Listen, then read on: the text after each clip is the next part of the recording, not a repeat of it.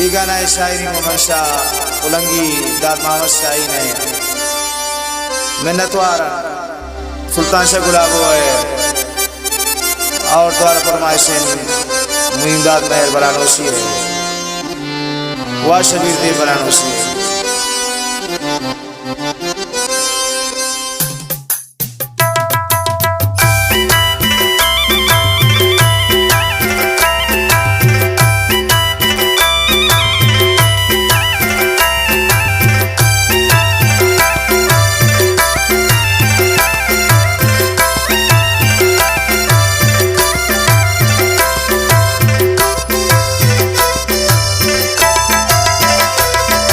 सीनगा cup cup संगत वफादार खुश भी गो अब गामा मजनून गानो नहीं छोड़को दिल सीनगा कप कप संगत वफादार खुश भी गो अब गामा मजनून गानो नहीं छोड़को।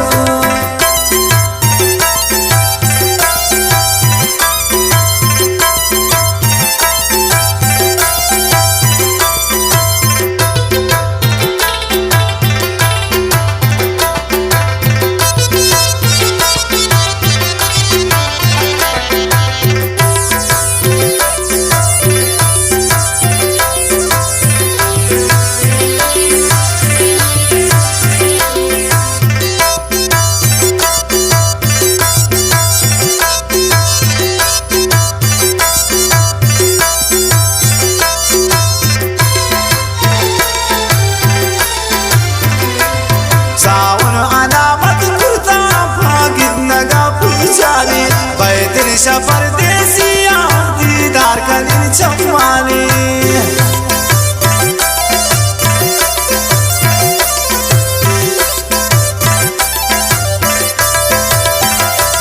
सावन अलामत कुर्ता पाक नगा पूछाने मैं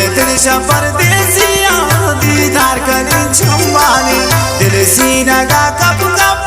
संगत वफादार खुश भी गो अब गामा मजनूर गानो नहीं छोड़को खुश भी गो अब गामा मजनूर गानो नहीं छोड़को।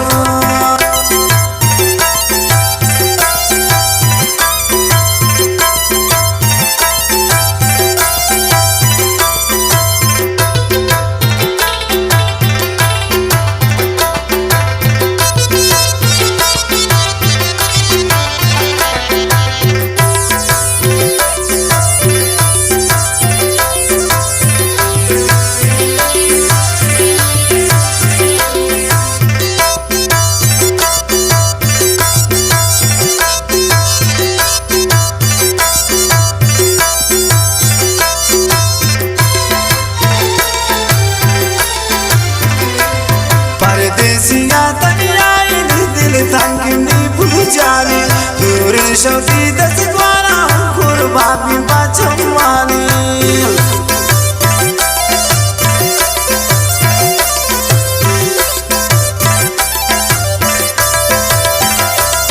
परदेसिया तनियाई दिल तंगनी भूजाने दूर शौती दस द्वारा कुर्बानी बचवाने दिल सीना का कप कप संगत वफादार खुश भी गो अब गामा मजनूर गानो नहीं छोड़को खुश भी गो अब गामा मजनूर गानो नहीं छोड़को।